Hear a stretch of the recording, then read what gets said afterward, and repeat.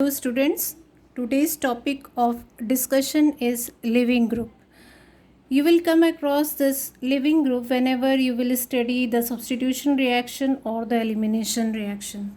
So your living group decides whether the reaction will take place by SN1, SN2 or it will be elimination by even CB or even or E2. So your living group is a main deciding factor in deciding the mechanism of the reaction. So let's start this topic. What is a living group? A living group is a group which departs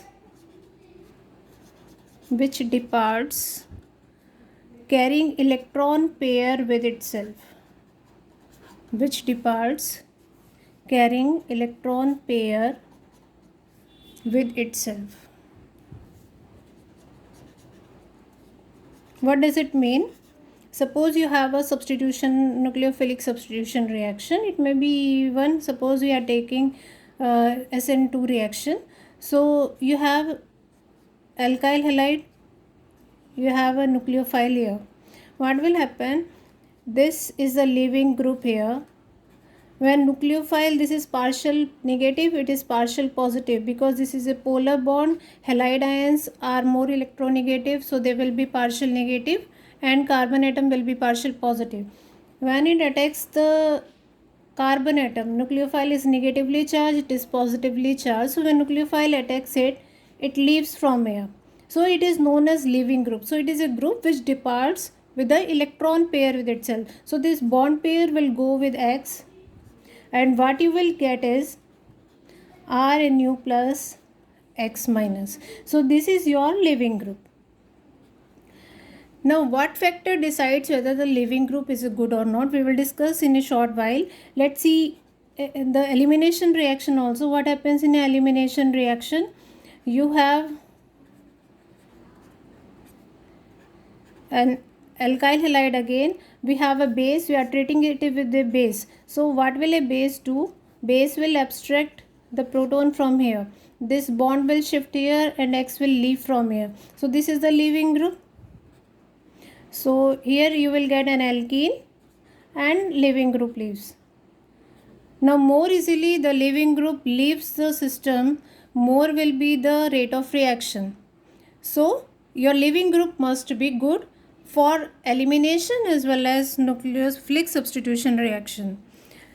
Now what decides whether the leaving group is good or not? What makes a good leaving group? See, there are two factors. On the basis of these two factors you can decide whether your leaving group is good or not. First is, you have to remember a sentence. A good living group is a weak base.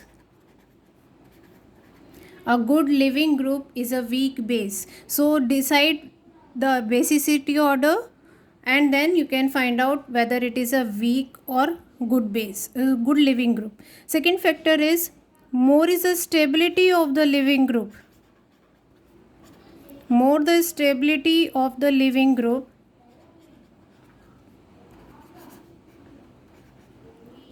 better it is. Means if it can stabilize itself by resonance, by inductive effect, then it will be a good living group. So on the basis of these two factors we will decide whether it is a good living group or not. Coming to the first factor, a good living group is a weak base. See, we will compare, suppose we have to compare between F minus, Cl minus, Br minus and I minus. What you will do, you will make their acids. HF, HCl, HBr and HI. Now you know the acidic strength. Acidic strength increases in this order. So this is the order of acidity. Clear? Now you have learned in Bronsted-Lowry concept, stronger the acid, weaker and stable is its conjugate base.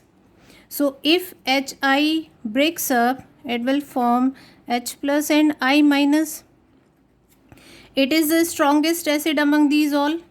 Among these four, it is the strongest acid, so it will be a weakest base. And if it is the weakest base, which is the best living group among these four? I minus. So that is a good living group is a weak base. तो जितना ज़्यादा weak होगा वो base कैसे find करेंगे? On the basis of acidity order. So as the acidity increases, the basicity of the conjugate base will decrease. That is, a strong acid has a weak conjugate base. So it will be weaker. Weaker the base, stronger will be the living group. So the order of the living group will be this one. So this sentence you have to remember, a good living group is a weak base. I hope it is clear. Second, more the stability of the living group, better it is. More the stability means if you have to compare, suppose CH3COO minus and you have CH3O minus. Now you have to decide which is a better living group. So you can see here there is a resonance here taking place due to equi-energy resonance. Equi-energy resonance. What do you mean by equi-energy resonance? The negative charge will be shifted on both the oxygen atom. So there will be delocalization of the negative charge on the oxygen atom, means you will get equivalent resonating structures, and equivalent resonating structures are more stable. So you will get stable resonating structures here. So it is more stable. So what is the sentence? Stronger the acid, weaker and stable is its conjugate base. So stable it is, weaker it is. That means it will be a stronger living group. So this is better living group than this one. Here due to the inductive effect, it will become less stable. So this is more stable, therefore it is a better living group. So these two factors are the main deciding factors. Now we will discuss certain examples based on this. So the first point is, a neutral molecule is more stable than a charged one. See, we have to decide the stability of the living group, or we have to decide whether a living group is good or not on the basis of its basicity, means weaker the base, stronger is the living group, and second, more is the stability, stronger is the living group. So first is, a neutral molecule is more stable than a charged one. Suppose you have two molecules here. Now what is the living group here? OH minus. It will take this bond pair and it will leave as OH minus. If it takes a bond pair, it will the positive charge on it will get nullify, means what is removed from here? Water. Now this is more stable because this is a neutral molecule as compared to this one, so it is a better living group. So water is better living group than OH minus ion. In some reactions, this hydroxide ion is a very poor living group and it can be made a good living group by protonation. See here we have done protonation, means H plus has been added, protonation has been done, and then it becomes a good living group. So a neutral molecule is more stable than a charged one. Second factor is, in a group if you have to decide, in a group size is the dominant factor. Size is dominant. Clear? So just now we have discussed about F minus, Cl minus, Br minus and I minus. See, as the size increases, what happens? As the size increases, the atom is more stable, more able to accommodate the negative charge. Means large size iodide ion can accommodate the negative charge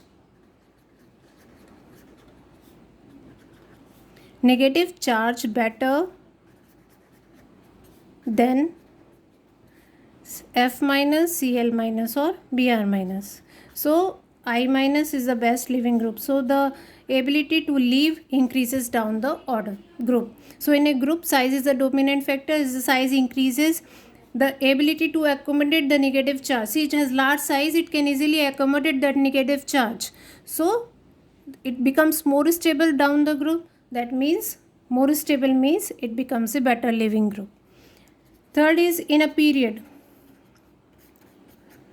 In a period, electronegativity is dominant, means it is the deciding factor.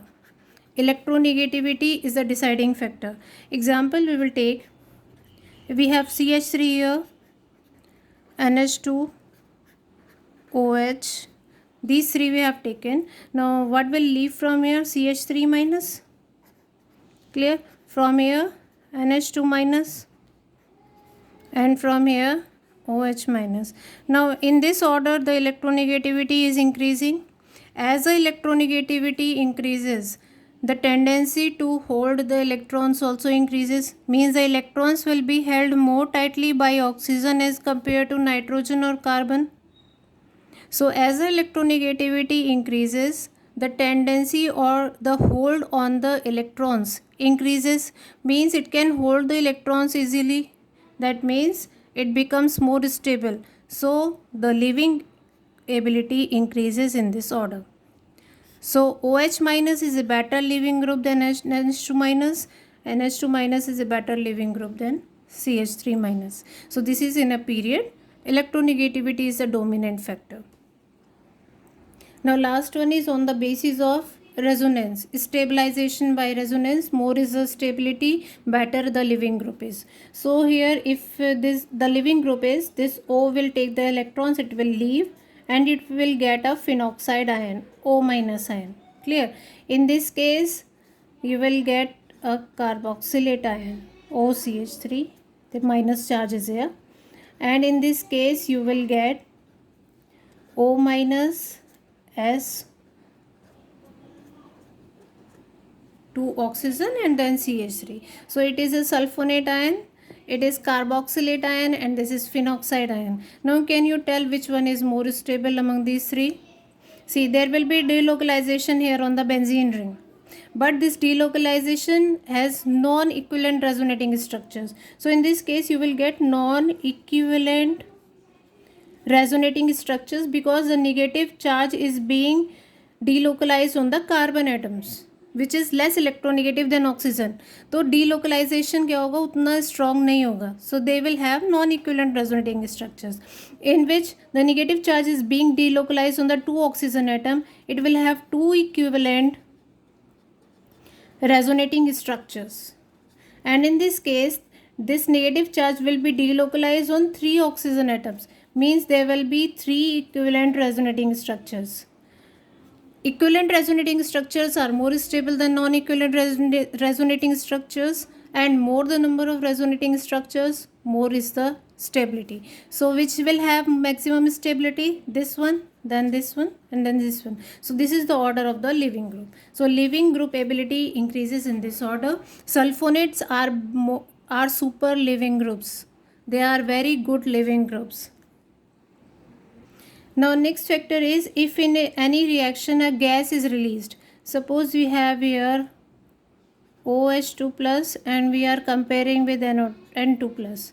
So here it will leave as H2O, it is a neutral molecule. Here it is released as N2, it is also a neutral molecule, but this is a gas, and gas are released, they are released from the reaction mixture. That means the forward reaction is favored more in case gas is formed. So the leaving groups which are in the gaseous form are best leaving groups. So this will be a better leaving group as compared to water. So whenever a leaving group is a gas, it is an excellent leaving group. So compared to water, N2 is a good leaving group.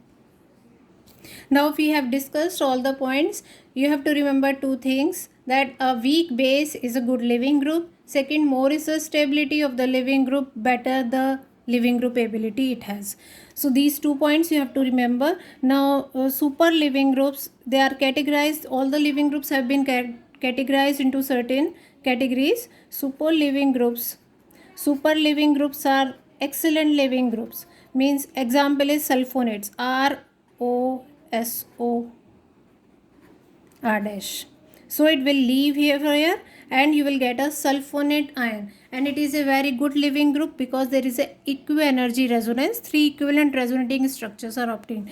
Now they have different names. Suppose you have CF3 attached here, okay, CF3OSO, this is the ion, it is known as triplet ion, and it is written as OTF, triplet ion. Clear? Then you have a benzene ring. This side you have CH3, then SO3 minus. This is known as tosylate ion. Tosylate ion, and it is written as OTS. They are very good leaving groups. So you have to remember these super leaving groups. Then there are certain good leaving groups. Good leaving groups are all the halide ions except fluorine. So I minus is a good leaving group, then Br minus, then Cl minus, except F. Then there are certain poor leaving groups. Poor leaving groups you have to remember. F is a very poor leaving group. Then OH is a very poor leaving group. NH2 is a poor leaving group because it is a strong base. All the amines are a strong base. So strong base will be a poor leaving group.